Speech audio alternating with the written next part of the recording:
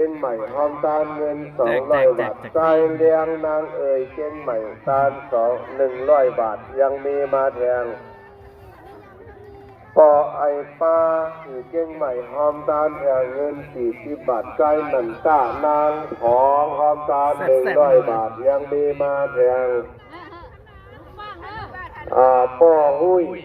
มาหอมตาลแทง200 บาทใจคือเหล่านางสวยเชียงใหม่หอมตาล100 บาทนางมานเชียงใหม่หอมตาล100เหลาใจสายผ้าเชียงใหม่หอมตาลแทงเงิน100 บาทลุงปันลุงสิงอันตายสุปันลุงสิงบาทนางอามอายีจิ้มเลยจิ้มเลยน้ำลายไหลน้ำลายไหลนางสาวแวนอายีน้ำลายไหลอ่ะมาลองชิมมาหอมตาลเงิน200 บาทยินดีค่ะผมจะเอาการดำน้ำแล้วเนี่ยยังมีมาแทงปลาแสงรอในครอบครัวหอมตาล200 บาทใกล้ปิญญานางสามโดนหอมตาล200 บาทใจอาตานางแอนพร้อมครอบครัวหอมตาล300 บาทใจก่อนคือนางคำน้องปอเมลูกหลานตั้งหอตั้งเอิญ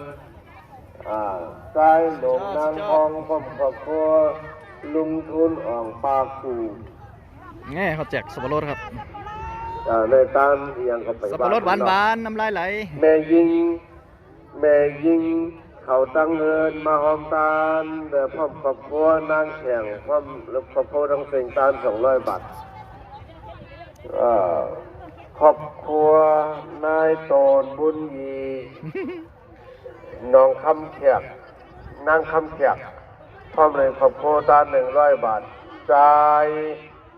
30นางแปงบานหลงโน้นอะไรก็สุขเพ่งกันครับเงิน100 บาทเริ่มมาติดตามปั่นแหงช่องซิมฮา